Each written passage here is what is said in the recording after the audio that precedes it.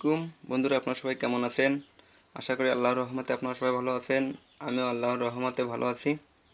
আজকে আমি আপনাদেরকে শেখাবো যে কিভাবে বাইনারি সংখ্যাকে অক্টাল সংখ্যায় রূপান্তর করা যায়। চলুন শুরু করা যাক।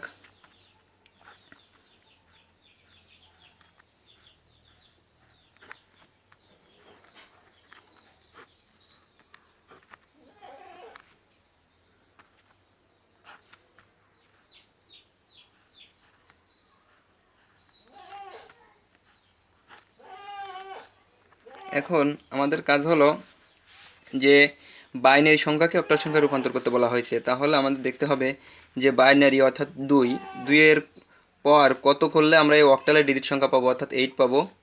তাহলে 2 এর পর যদি আমরা কিউব করি তাহলে আমরা পাই 8। অর্থাৎ আমাদের কাজ হবে এই যে 3, এই পাওয়ার 3, এই 3 অর্থাৎ তিনটা ডিজিট করে ভাগ করে নিতে হবে বাইনারি ডিজিট থেকে।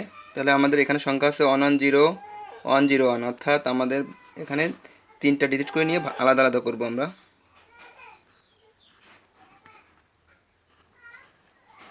এখন আমাদের কাজ হবে যে 110 অক্টালের মান কত। তাহলে আমরা একটু আমাদের সেই প্রথম যে ভিডিওটা ছিল ওইখানে আমি বিস্তারিত শিখাইছি আপনাদেরকে। আপনারা যদি কোথাও সমস্যা হয় তাহলে ওই ভিডিওটা দেখে আসবেন। তাহলে আমি তারপরেও আবার একটু এখানে লিখে নিচ্ছি 1 2 4 8 16। এখন এইখানে আমি দেখছি যে দুইটা সংখ্যা কাউন্ট করা হয়েছে, অর্থাৎ 1 কাউন্ট করা হয় নাই, 2 এবং 4 কাউন্ট করা হয়েছে, অর্থাৎ 4 2 6। তাহলে 110 অক্টাল মান হচ্ছে 6।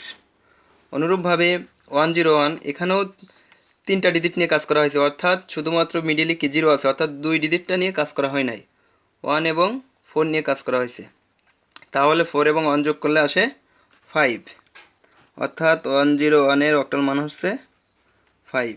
এটি কিভাবে 5 হচ্ছে বা 6 হচ্ছে এ নিয়ে আমার প্রথম পর্বে ভিডিওয় অনেক বিস্তারিত আলোচনা করা হয়েছে। আপনারা ওইখান থেকে ওই ভিডিওটা দেখে আসলে আশা করি বুঝতে পারবেন। তাহলে এই বাইনারি থেকে অক্টালের মান হচ্ছে 65। বন্ধুরা দেখেন কত সহজে আমি আপনাদেরকে মানটা বের করে দেখালাম। আশা করি আপনারা সকলে বুঝতে পারছেন, এবং যদি কোথাও বুঝতে সমস্যা হয় তাহলে অবশ্যই আপনারা কমেন্ট বক্সে জানাবেন, আমি আপনাদের রিপ্লাই দেওয়ার চেষ্টা করব। হ্যাঁ বন্ধুরা, আর অবশ্যই আপনারা আমার চ্যানেলটি সাবস্ক্রাইব করে রাখবেন।